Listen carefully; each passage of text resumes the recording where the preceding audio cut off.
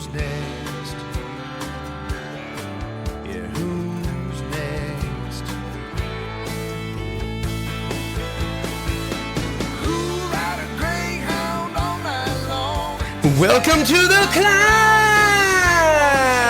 This is a show dedicated to helping singers, songwriters, and indie artists like you create leverage in the music business. Hey, that's what you're going to need. You're going to need leverage. You're going to need an audience. It just doesn't come your way anymore because of talent. You're going to have to bring a lot more to the table, and we want you to win. This is the best time to be an artist, and you just have to know how to play the game. You have to know what's out there, what's available to you. You don't need anybody's permission to make it happen. That's what this show is all about, which is why we named it the C.L.I.M.B. It's an acronym, creating leverage in the music business, which is quite genius. I want to introduce you to my co-host, Mr. Brent Baxter. Brent is an award-winning hit songwriter with cuts by Alan Jackson, Randy Travis, Lady Antebellum, Joe Nichols, and more. And he also helps songwriters turn pro by teaching the art, the craft, and the business of songwriting. And you can find Brent at songwritingpro.com. Once again, that's songwritingpro.com. And I would like to introduce you to my co-host, Johnny Dwinell. Johnny owns Daredevil Production. It's an innovative artist development company. Basically, they help you find your sound and they help you find your audience. Two things you're probably going to need if you're an artist. So not only do they develop and improve your artistry, they also grow and monetize your fan base, creating fingers together like I'm making money. Cash flow. Yeah! That's right. Daredevil has worked with multi-platinum artists like Colin Ray, Tracy Lawrence, Ty Herndon, and Andy Griggs, just to name a few. You can find Johnny at daredevilproduction.com. That's production, singular, no S, and we all know why. Because there's only one, Johnny D. How are you, Brent? I'm doing extremely well. I'm doing well. So, it's getting toward the end of the week as we're recording this, and weekend's in sight, and going to do some mowing, hanging out with the kids. So exciting. Some mowing, some lawn mowing. Are you like George Jones in that regard? You know, George Jones, up until the day he died, I believe, mowed his own lawn because it brought him peace. Well, there you go. Well, I have a push mower, so I don't have a big enough estate like the Joneses. Oh, okay. to need a ride mower. Not since I moved from Arkansas, so it's a little push mower. So no peace. No peace at all. Just sweat. Just try not to run over yard toys. Try to find a way under the trampoline. So yeah. Well, what are we going to learn today? All right. Well. This one's called How One Relationship Can Open Doors All Over the Music Business. And basically, as we've talked about so many times on this show, that the music business is a relationship business. So, yes, it takes great music, but it also takes great relationships. And it's amazing how just one relationship can open up many doors of opportunity. One believer, one champion can change your career. And so that's what I want to talk about tonight. I love that. But before we do that, yes, something we want to read. Yes. We have a new awesome 5-star review. Tasty 5 stars. And this is on Songwriting Tiebreakers by Mr. Marvin Adcock. Yeah, so a couple episodes ago. That's right, a couple episodes ago. And it says, disheartening, yes. Honest, yes. Make me want to quit songwriting. Almost make me want to try harder, without a doubt. Thanks, Johnny and Brent, for a great podcast, Marvin. Thank you, Marvin. And Marvin, he's a good writer. He's one of the peeps in my Songwriting Pro Facebook group. Okay. And he posts songs on there and stuff, and he's good, man. So thanks for the kind words. I'm glad we only almost made you want to quit songwriting. I'm glad we didn't quite make you want to quit. I almost was got a little afraid there for a second. I'm like, well, don't. I know. Make me want to quit songwriting? Almost. Make me want to try harder? Without a doubt. Everybody take a moment and help Marvin. Maybe sometimes we all need to be talked off the edge a little bit every once. That's in a while. right. I know that Brent and I share that on a weekly basis. I talk him off the ledge. He talks me off the ledge. I know. Our weekly ledge phone call. Yeah, but that reminds me of kind of what he talks about, making me want to quit, disheartening, all this stuff. It's like when I first came to town and started going to the Bluebird and listening to these, writers, and you're just like, oh my gosh. Yeah. Make you want to quit? Almost. Make you want to try harder? Yeah. Yeah, so man, that's where you dig down. Exactly. So thanks for the review, Marvin. Appreciate it. And thanks for hanging out in the community. And speaking of Facebook communities. Yeah, you know what? Hey, we just want to encourage everybody to go and join the C.L.I.M.B community. So we're going to start posting a lot more marketing stuff on there. And try to make it songwriting stuff and songwriting stuff. Yeah, try to make it a little bit more vibrant, a little bit more. Get a few more people in there. It's a real positive place, just like Songwriting Pro. And any questions you got on marketing or whatever, serve them up there. That's the place to get them, and we'll get back to you. Somebody from either myself or somebody from my staff will get back to you and try to answer that. And then, of course, anybody in the community that has an answer, feel free to chime in as well with some of your success stories. We had some good stuff happening there with the one testimony from what was that gentleman's name? The pop quiz. I remember the one though. It was just talked about. I mean, like I've been talking about this in like at least 3 different meetings this week where he said, "Okay, I'm going to try y'all's YouTube strategy," and it was about 3 or 4 weeks ago when Miley Cyrus dropped Malibu. He recorded it that day and felt was it Johnny Cochran? Yes, I think. Yes. Because I remember the name because of the OJ. Yeah, right. different Johnny Cochran. And he that was his name, and that's right. And he oddly enough knows Kylie, one of my artists, Small world from Louisiana, small world. He used to play with her, I think. But he recorded something that he felt, this is key, felt was lo-fi. Right? Because it was just one shot, which is what I preach. Like, just do one shot. Don't make it hi-fi. Don't make it too complicated. Just make it easy and sustainable. And what he did was he just brought his heart, his soul, and his energy to that one shot and with this brand new song. And he did it the day that it dropped. And in 24 hours, tripled his subscribership and got 6,500 views. That's 6,500 people that did not know about him before that now are aware of him. Like, that is the way that you use YouTube. So anyway, that's the kind of stuff that goes on at the C.L.I.M.B. Just type in the C.L.I.M.B community on Facebook. And request to be let in, and we get to them as quick as we can. Usually within 24 hours, we'll get you in. Yep. So tell us about relationships. All right, so this one I'm going to be talking about my buddy Chad Green. So you actually had breakfast with Chad not very long ago. I did. Great. And got the pleasure to get to know him a little bit. Heart of gold. Yeah. He's green, but his heart is gold. So we've been friends for quite a while now. But I've been thinking about Chad a lot lately because I have a Know the Row event coming up with him next month, and we'll talk about that later. But Chad is currently the Senior Creative Director at Daywin Music Publishing. So it's mostly a Christian music publisher. But back in 2004, Chad was a membership representative with ASCAP, or one of them. So he's one of the membership reps. And ASCAP is and still is my PRO, my performing rights organization. So, I'd met with a couple different membership reps over time, Mike Doyle, Ralph Murphy, some different people. And this is my first meeting with Chad. So this is 2004. Monday Morning Church had just been cut, but the word wasn't really out yet about it, or word just starting to get out, And so it was our first meeting, but he'd heard about me through my co-writer Aaron and through some other people. My name had come up. He'd heard some of my stuff before. But that first meeting, he picked up the phone and he called Major Bob for me because I told him what I'm doing. I'm shopping around, hoping to get a publishing deal. I got this Alan Jackson thing, whatever. And so, we listened to some songs, chatted. He got a feel for me. He's like, man, let me call Mike over at Major Bob. And we talked a little bit about this a few episodes ago about how it takes a lot of swings to get a hit. Yeah, we talked about this little part, but he'd called Mike, and I dropped a comp off for them. So I dropped off some songs at Major Bob before, just a cold call, never heard anything back. But this time, because Chad called and Mike knows him and respects him, Mike listened. They liked what they heard. Of course, Alan Jackson thing made it sexy too.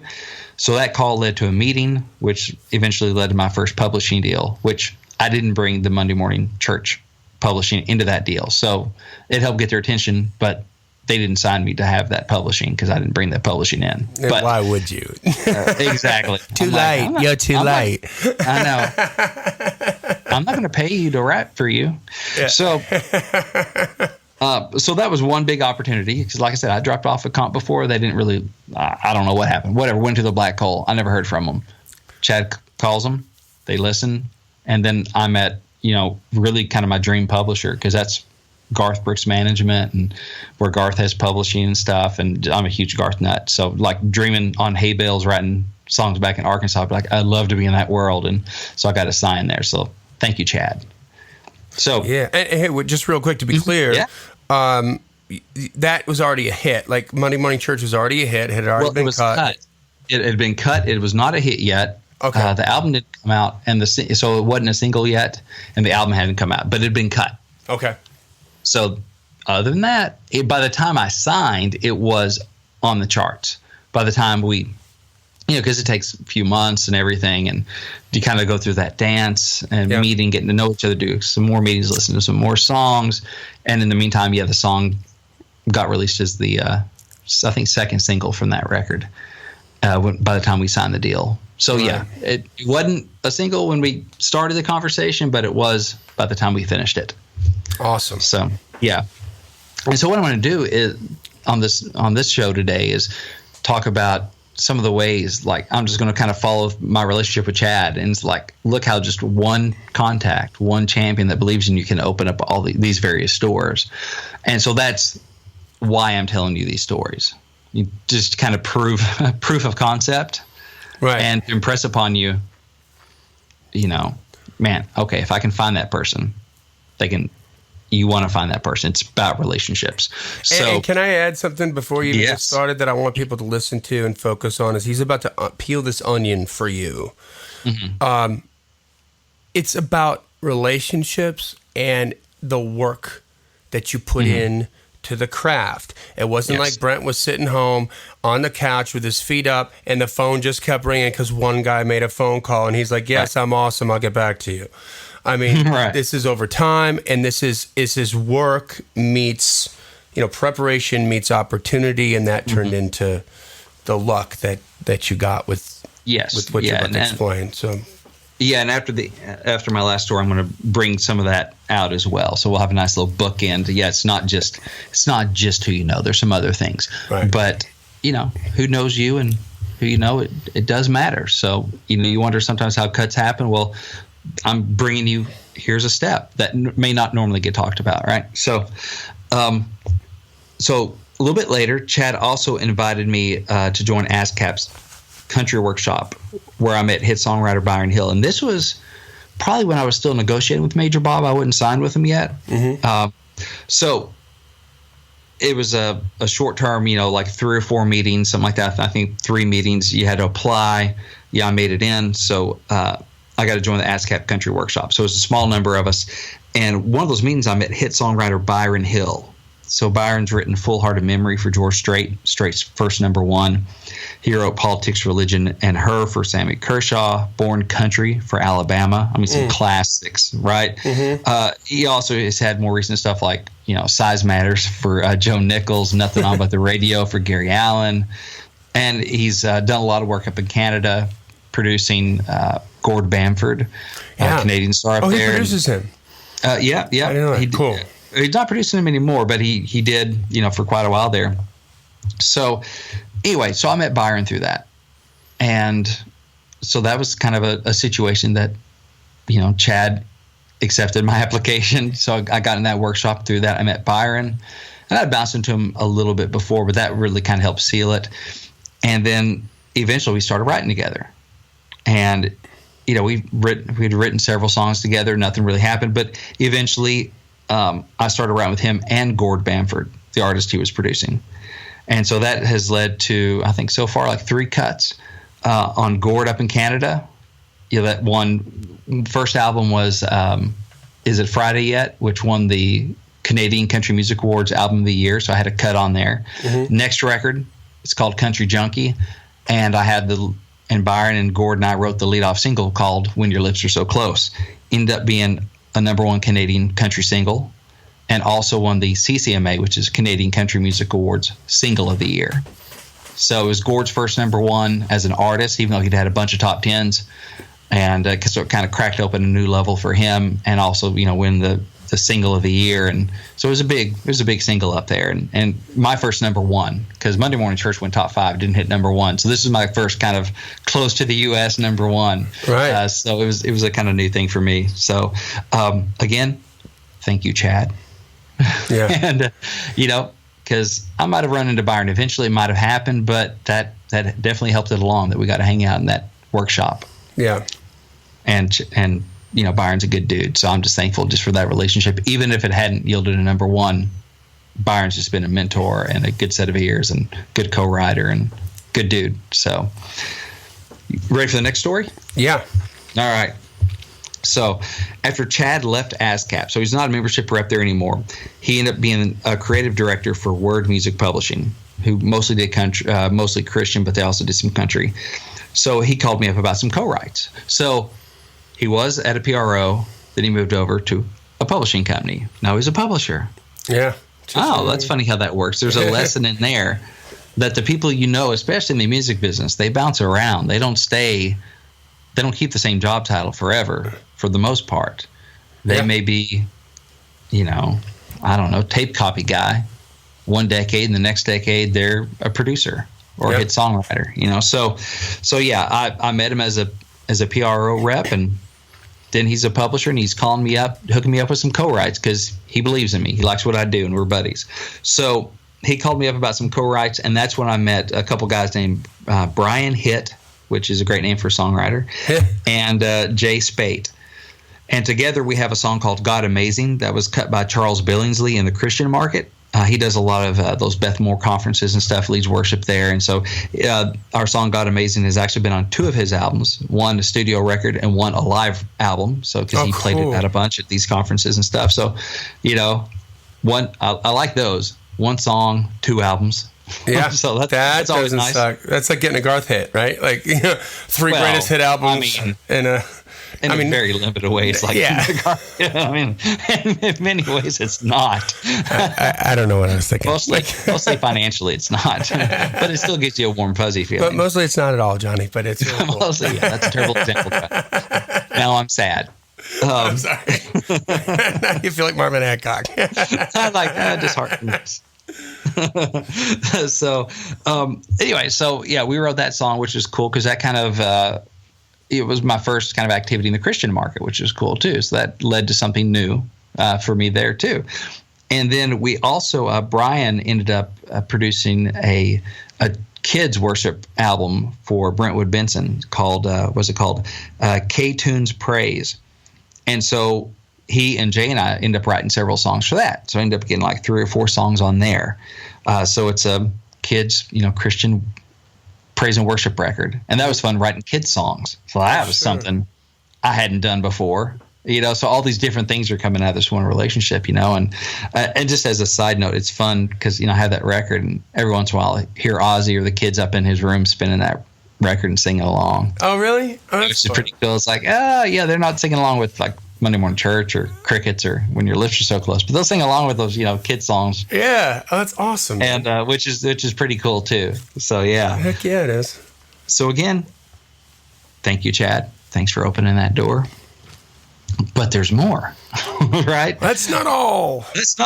And we're getting to the present day. So Chad is now the senior creative director at Daywind Music Publishing.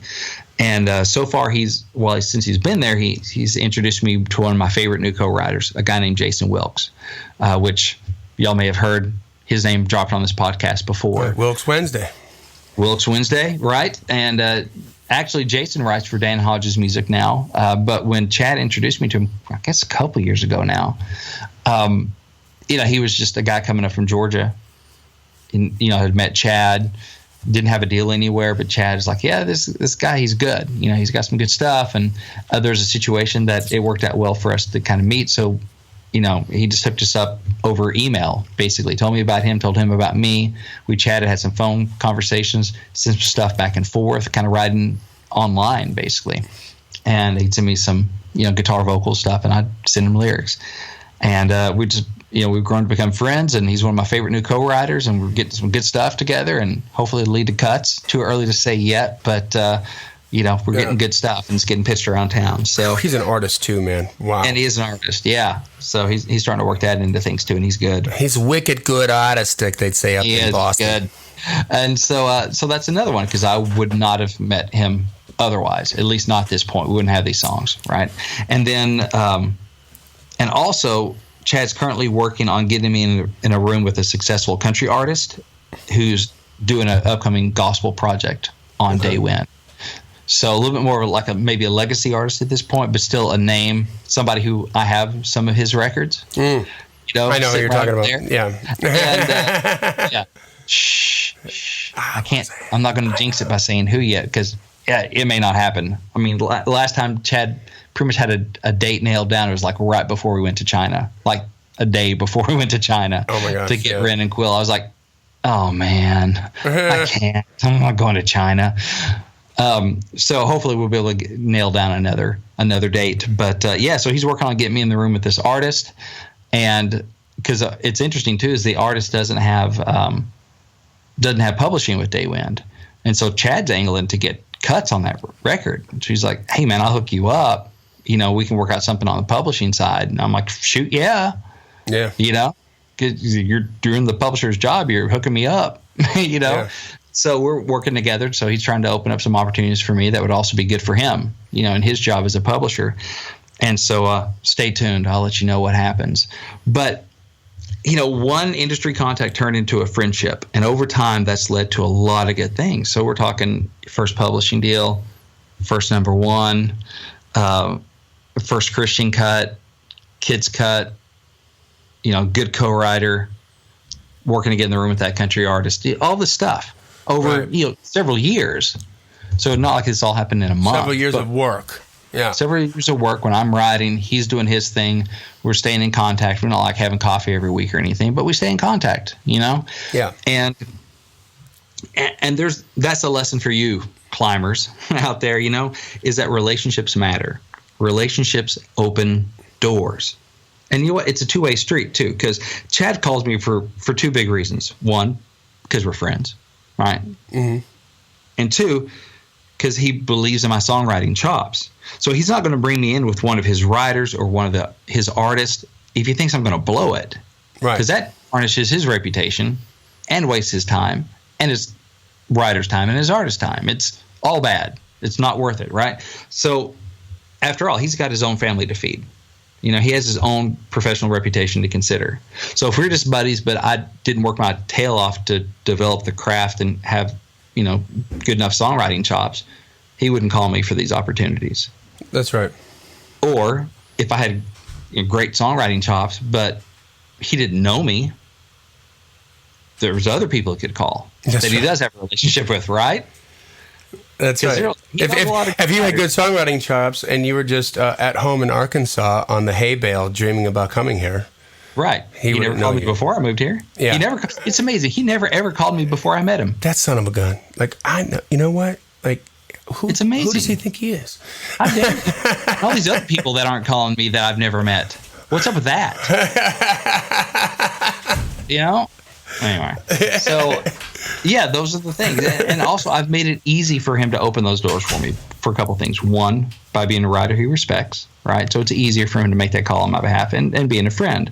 So when he has set up opportunities for me, I come in guns a-blazing, metaphorically, to try and take advantage, you know? Like you come up with Brian and Jay. We ended up getting a cut together. Then we got those children cut together. And that kind of stuff. So it's like, okay, stuff happened from it. Now, like hooking me up at the ASCAP workshop to be able to be a member there, I mean, he wasn't looking to get anything out of that. Right. You know, the stuff I ended up having with Byron, he may not even realize that he had a part of that. You know, so he wasn't doing that for some sort of quid pro quo or hoping to get something out of it on his end. He was just like, yeah, I know you. I like you. You're a good writer. You deserve to be in this program, this workshop. And boom, that's where I met Byron. You know, I guess hooking me up at Major Bob, there's an interest for him as a PRO because if I, as an ASCAP writer, I get a publishing deal and get hits, ASCAP gets to collect that money, so that's good, you know. Right. But not a, super direct, That's him doing his job for the company. It's him doing his job, exactly. But him hooking me up with, one of this writer or this artist at Daywin, if it happens, because he's looking to get a cut on that record. Yeah. So he's definitely looking out for himself too. But there are probably several people he could call. But he thinks it would be a good musical hookup. He thinks what I do makes sense for what this artist does.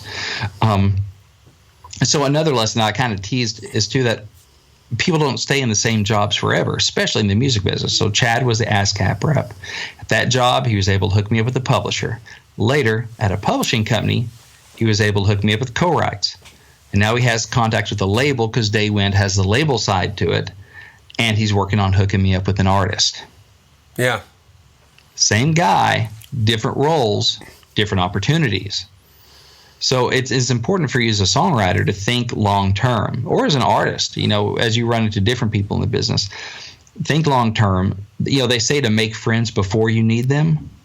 So I hope you'll be mindful of taking the long-term contacts, of making long-term contacts in the music business. And it all starts with that first step. I mean, my first step was calling ASCAP and trying to get a meeting with this guy I've heard about, Chad Green, that some of my friends had met with. Right. That's kind of how he came on my radar. Okay, heard good things about him, whatever. Let me go meet with him too. That was the first step. I did not know all that it would lead to. Right. Of course, I wouldn't let anything if I hadn't busted my tail too. Not like he sat back and made stuff happen. I still had to go in the room and work. I had to go meet with Major Bob. I had to go follow up, have good songs. I had to go write with those people he hooked me up with, try to write the best songs we could, all that. So I had an active role to play in it, but he had a very important part to play in it. Yeah, I got something to add to that. We've talked on the marketing side about how a follow or a like is not a strong enough relationship to where you can ask for money yet, right? Like it's like a handshake, and you have to cultivate that relationship. You have to, like a garden, right? You've got to remove the weeds, you've got to water it, you've got to keep that, you've got to foster that relationship and keep it going. And at some point, some of those relationships are going to come back to you, and they're going to pay off for you. I've seen this happen on several different occasions. And as an artist, as a younger artist, I felt this way. Where you meet somebody and like this person is like important, right? Like this is a real good, and then you get frustrated because they don't give you the keys to the kingdom after the first meeting. Or they don't call you back within a month, or something like that. Like I had one artist that came to town and I don't know how he ended up waltzing into Tony Brown's office, but he did. Wow. And I don't think he cold called him. I think he was like with another relationship or whatever. And Tony was being polite and courteous and all this kind of stuff. Tony Brown, by the way, I mean, huge producer, huge record executive, like massive. And he was sour that he's like, Tony never called me back. I'm like, what? He was bad to begin with. And this is a really good artist. I mean, I love this artist. Like he's somebody I consider a close friend. And he was sour, and I just had to remind him, like, why would he? Yeah. Why would he call you back? He didn't know you from a can of paint. You met him once. It's going to take a little bit more than that.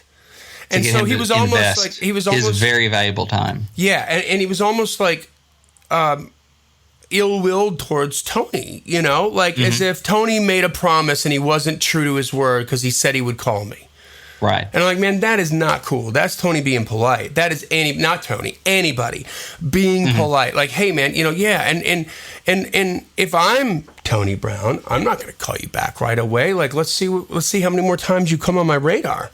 Are you serious? Or are you just waltzing into town to try to make the big score with the lottery ticket and then leave? Like, because the lottery ticket thing doesn't work. And that's why the relationships are so important, because the deeper you make the relationship, the more they know who you are as a person, and the more they trust that you're going to work. Right. Right? And that you're going to be there and you're going to get the job done. And by the way, sometimes the job doesn't get done. And when you have a relationship, they know, it doesn't happen every time.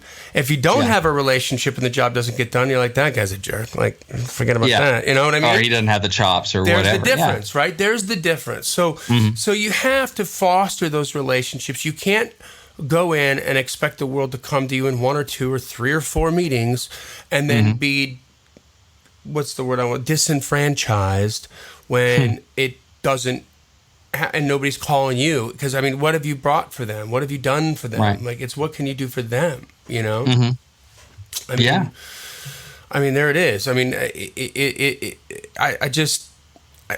to your point about the relationships, really, you have to come in and kind of take, what does Wade Sutton say? Take the napkin out of your collar, and put it over your arm. Yeah. How can I help you? What can I do for you? Exactly. And try to be thinking about that, and try to be probing for that when you're in that relationship. And and I mean, it could be something as silly as, I remember Matt Klein when he was trying to get y'all's record done. With the comedy. Like, he didn't have all the money to finish that record, but we had just gotten into a new studio, and he's like, I know how to do construction, and I can do this, and this, and this, and you need this done in that studio, and I'll trade that for the time. And we're like, all right, yeah, let's do it. Yeah. And he came in and crushed it, did a hell of a job. The studio's gorgeous. I mean, it was beautiful. We were happy to do that, But there's like a weird way that he was just able to get done when he needed to get done and provide something of value for us, and we were able to provide something of value for him,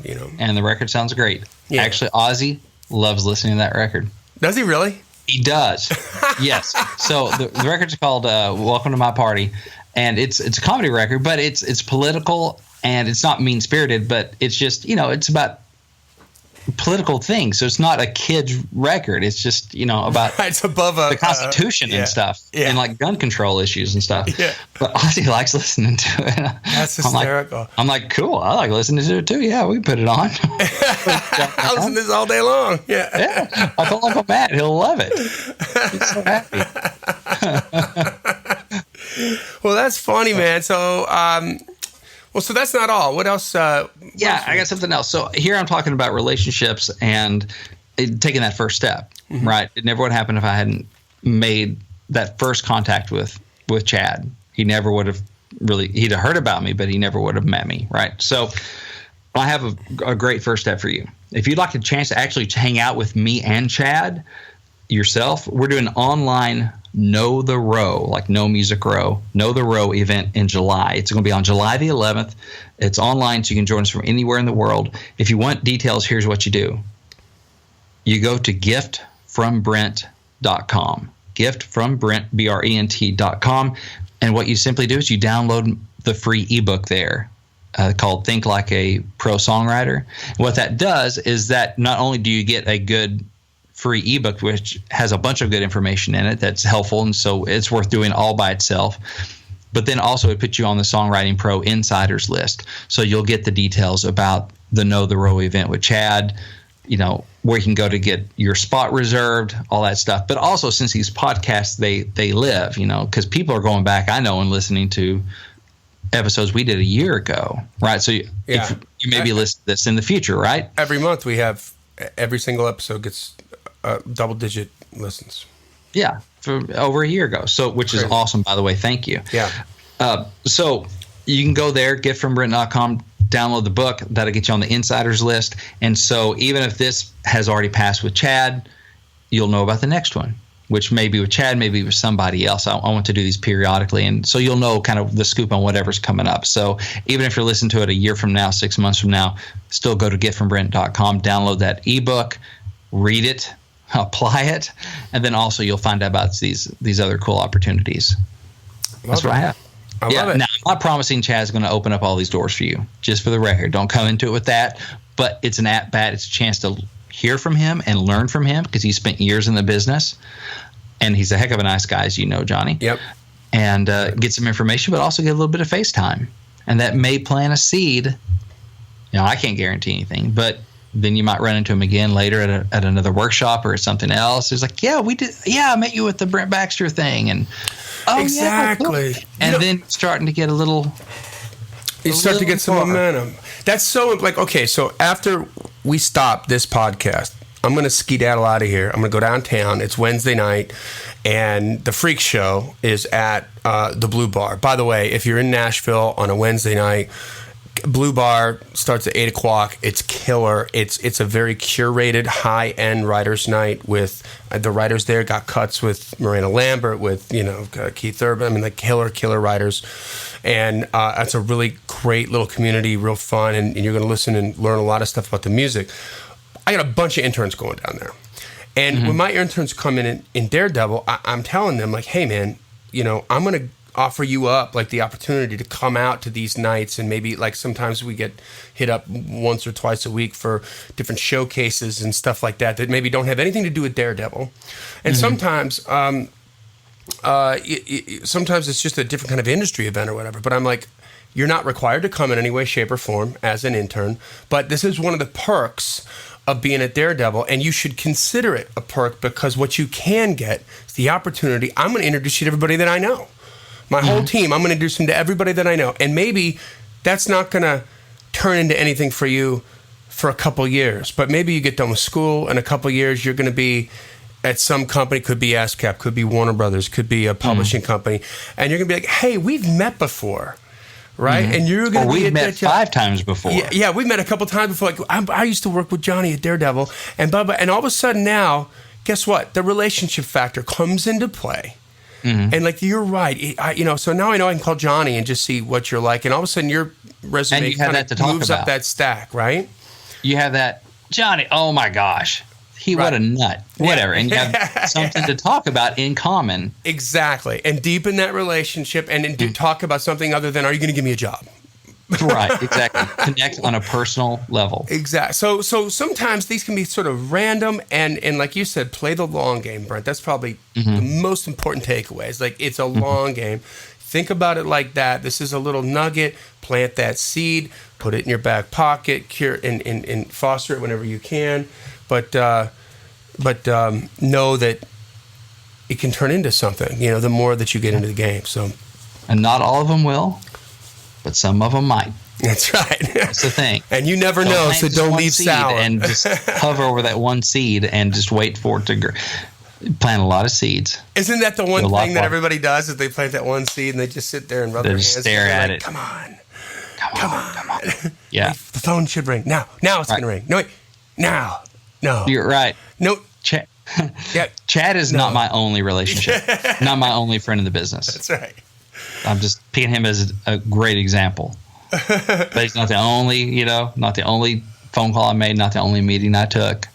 There are a bunch of them. That's right. Well, that is sage information, my good friend Brent Baxter. That brings us to the end of another killer episode of The Climb. Once again, thank you all for listening. Hey, if you like this stuff, if it makes sense to you, y'all keep going back and listening to every episode. Everybody sort of ends up binge listening in one way or another. We are very, very thankful and grateful for that. But turn it on to other people. Please leave a rating and review if you like that. Let us know what you think about it. It helps us reach other people, and that's what we're trying to do. I mean, we put this is a lot of work that we put into this, and we're happy to do it. We just want to get it to more people. I mean, at the end of the day, we want you to win. This is about teaching you how to come in and be a better student of the game. So with that, we will say keep on climbing. And we'll see you at the top.